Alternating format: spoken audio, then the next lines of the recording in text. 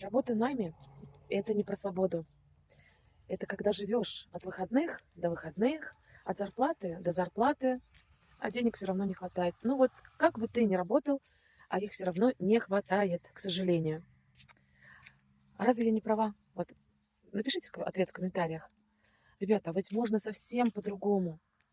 Выделяя час-два времени, да, в комфортных условиях, разобраться с информацией, посмотреть, походить на голосовые созвоны, да, онлайн, позадавать вопросы. Ну, блин, как еще круто. Что еще нужно? И просто выходить на шикарный доход. Когда в найме ты упахиваешься как лошадь, а не хватает на жизнь. Все равно не хватает. Хоть ты на 3 работах работаешь, ты только теряешь свое здоровье. Там, вот, ребят, кто хочет научиться, кто хочет разобраться, выходить на шикарные доходы, стучитесь ко мне в Телеграм. Ссылочка в шапке моего профиля.